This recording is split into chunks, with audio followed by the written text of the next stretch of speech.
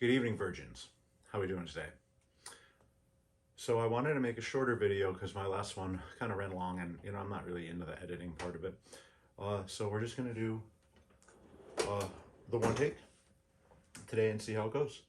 So today's video sponsors are Lucas Oil Products, uh, quality products. They are looks like they're out of Corona, California, but they sponsor drag racing and make quality products for your vehicle of any application, whether it's on the street or on the drag strip. Today's second sponsor is going to be Cobb.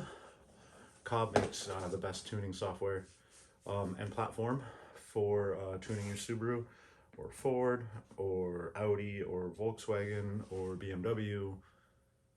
Basically, most of the production cars. I really like the software.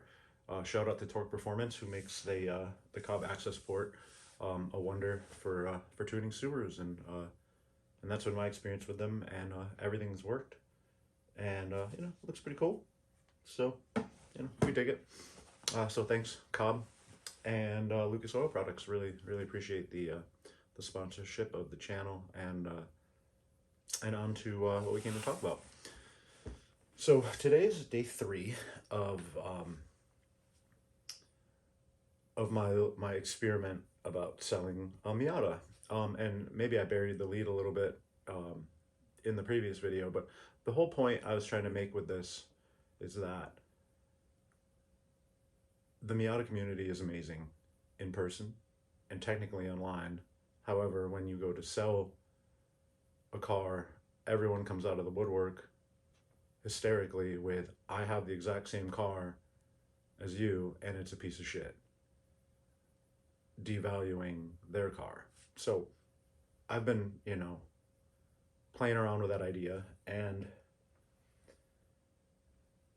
today, going through some of the messages I've had my car be threatened to be shit on, be smashed, to get dragged. I still don't know what that means. I mean, I can assume, but anyways, it just, again, maybe I'm too logical of a person to go out of my way to devalue something that I own, to prove someone wrong.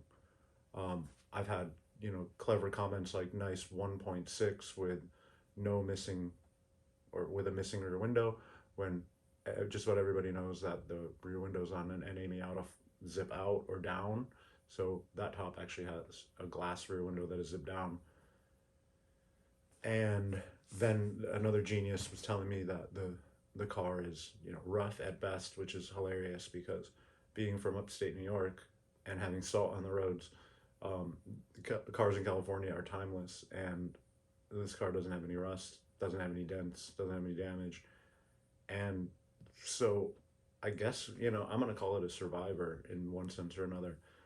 That same person um, was like, it's a mystery engine build, clearly not understanding that you can compression test or leak down test a motor and verify that it's working and that it's not leaking or there's blow by, and you don't like file down crank bearings. Like, they're pretty much, you measure them, you measure what you need, you put them in, you verify, and you move on. Like, there's not a lot of adjustment in a crank bearing. So typically a compression test and a leak down test will tell you the overall health of the motor, and then using your ears you'll be able to hear if the motor is knocking or if something's going on. But even though they work at a dealership, this seems to escape them. Additionally, the same person has a turbocharged, what do they have? They have a Mazda Speed. And, ironically, the M edition was one of the first special editions. There was like a 93 LE, which was black with a red interior. But besides like the first like pastel cars, like the cars that they shipped for exhibition, the 94 M edition was the first one. And then they're like, well, it's not special. Well, I was like, take that up with Mazda. Like, they seem to think so. They built it, they marketed it as a special edition. And lastly, what I guess my point is that my car is the beginning of the special editions that led directly to her car. And I had to point out to her as well that there is in the San Francisco Bay Area, or at least on Facebook Marketplace in that Bay Area, there's exactly one other M Edition Miata for sale, and it just happens to be priced at $12,000. So how far off am I? Lastly, there's a lot of expensive stuff in this world, and these Miatas aren't expensive. They may be to you, but not to me, not to the rest of the world, really. And with that in mind, there are other car manufacturers. There are Bentleys, Lamborghinis, McLarens that I think personally are wildly overpriced. Now, am I banging down the door on their dealerships saying that I'm going to shit on their cars? No. Am I physically threatening the Bentley dealership? No. Am I calling them and harassing them? No, I'm not. So that's what I wanted to point out here is the disparity between if I had an issue tuning my Turbo 95, like I could just ask the community and I would have someone hit me in the DMs and toss me a base map. If I'm doing a run going up to like the skid pad or something, I run into someone on the street or get stopped or like flashed and pulled over by somebody because they like my car, pretty awesome. But then the minute I put up a post to sell it, it's diametrically opposed. It's a totally different experience. That's what I wanted to point out. Someone tried to tell me I was backtracking. Why did I post that out on a Friday? And then play with you all day Saturday. And then continue on Sunday. Literally a master class in marketing. But some of you failed to see that, which was totally expected. Interestingly, the females were quicker to catch that it was a troll post than the guys. I think the guys are just like way more reactionary, like beating their chest. But not all females though. But and I'll give a couple guys credit too. Like we're chilling in the DMs, laughing out loud at the messages that are rolling in. Like we're really having fun at your expense. Lastly, you all seem to think I care what you think. Like I will never meet you. You will never meet me. Like I live in a small town in Northern California. Good luck.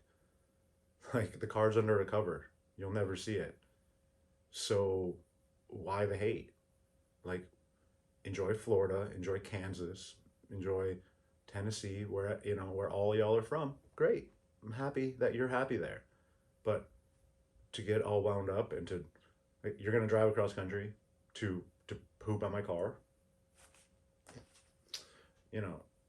I see a lot of people that do things like that in jail in the future because it just shows a lack of emotional regulation and critical thinking skills to realize that it's an or best offer and it's my car and I can do whatever I want with it. And to think you're going to change my mind, clearly you haven't. And clearly you only reinforced my decision-making process here. Like, I got 143 of you to push like a button. Let's talk about all the people that didn't push a reaction button, and let alone the amount of comments. So, a reaction button is one thing, but to like type it out, that is another thing. And then to like go into threat mode, I don't really have a whole lot of problems in life. Pretty appreciative to be here. I don't know what you got going on with yours, but man, that's something else. So anyways, that brings me to solving problems in life and our sponsors. Lucas Oil, fantastic. And Cobb, thank you very much for the sponsorship. Still not getting around to putting the link in the comments. Still not getting around to editing these videos. I'm kind of a off the cuff type of person. Hope you enjoyed it, and I'll see you in the next episode. Kiss your mom and be nice.